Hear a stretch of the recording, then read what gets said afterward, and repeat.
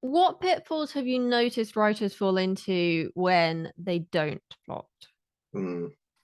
I fall into many of these myself. We've all been there. We've all been there. Yes, we have all been there. So I've already told you about this horrendous first novel that I wrote that I didn't outline. I just sat down and I wrote. And I think what most people find, myself included, is that when you read it back, it's just a pile of words, or at least a pile of unconnected scenes that don't really form a cohesive story. And I'm not saying there won't be salvageable bits. Of course, there will.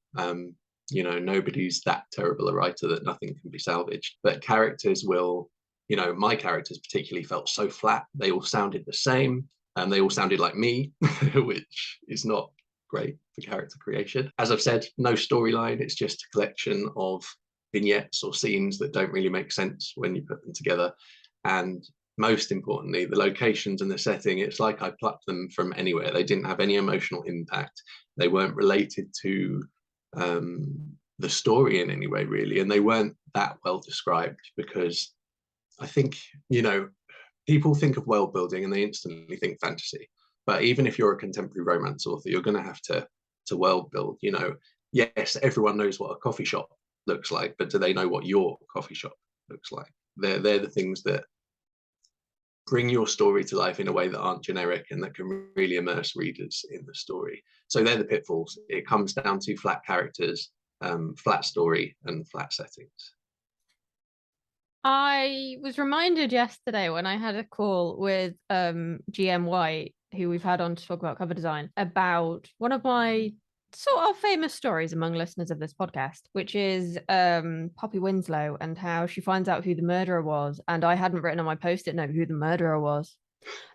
And I think the problem with that was I wasn't familiar enough with the structure of a crime story because every genre has slightly different things. Yeah. Like fantasy has one thing, romance has another. And yes, you can layer them, but you need that individual understanding as well. I had no understanding of writing a crime novel.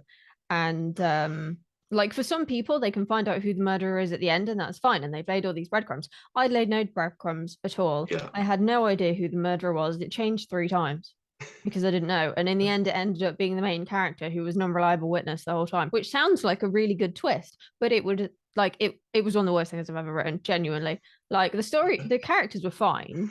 The Yeah. actual plot was just drunk. Yeah. There's no other way to put it.